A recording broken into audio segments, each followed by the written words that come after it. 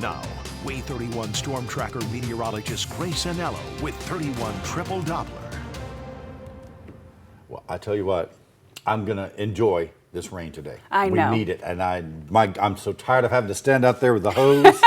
It's going to make my life a little easier. Good, good. Yeah, we spoke about it yesterday. We saw a few of us are starting to get into that level 1 drought, so it's good that we are getting this. Take a look at the synoptic scale motion, or the upper atmospheric influences here off to our west in northeast Texas and southern Louisiana. We've got 2 low pressure systems, and we're sitting right here is called a dry line. You'll notice it's the boundary between moist and dry air. We're seeing all the rain on one side where the low pressure system is. It's drier on the back end. Well, as this pushes east, it's going to bring all that rain to us here in the Tennessee Valley.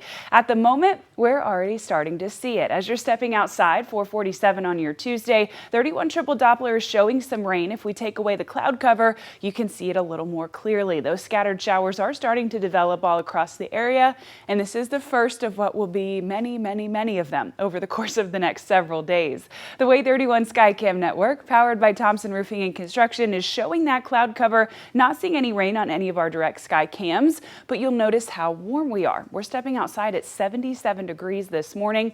That's because of all of those clouds. That's really trapped in that heat overnight. So here's how it plays out for the rest of the day. You'll notice today that the heaviest of the rain, not all of the rain, but the heaviest of it, will usually maintain east of I-65. That's certainly the case as you're heading out the door this morning. Here's 7 a.m. This continues to be the case even as we head towards lunchtime, and then at that point things become a little bit more widespread for us. No severe weather risks today, but we are talking about some gusty winds and definitely some heavier downpours. Some of these pockets of heavy rain will have thunderstorms embedded within them, and they do stick with us even as we head through dinner time tonight. As a result of the rain, our measured temperature, that's much cooler than average. In fact, today we're only making it into the upper 80s.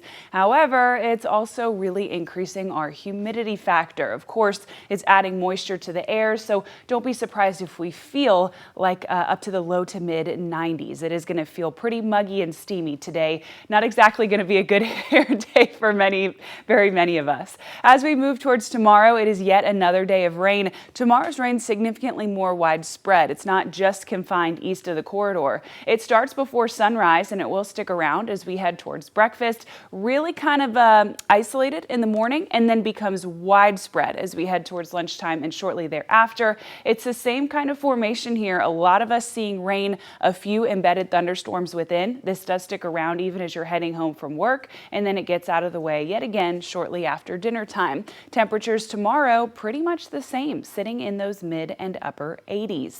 All right, let's take a trip to the Atlantic. This is this system off the west coast of Africa that I've been tracking for you for over a week now. It is now Tropical Storm Aaron. It's spinning at 45 miles an hour and it's moving due west. It is expected to become a hurricane even as we head towards the end of this week. At the moment, it looks like it could become a pretty strong hurricane. It's still a little too soon for me to fully buy into that one. The big question is this going to turn north and stay out into the ocean, or is it going to head towards the east coast of the United States? That's not information that's available at the moment. There's still too many atmospheric factors right here, measuring water temperature, what that will do in a week's time, but it's something I'm monitoring. So for now, I'm telling you, expect Tropical Storm Aaron, while still over the Atlantic Ocean, to become a hurricane later this week, but continue to check in with me. Once it reaches that point and starts spinning a little faster, I'll have more information on where exactly it's going to go in the coming days through the weekend and into the beginning part of next week.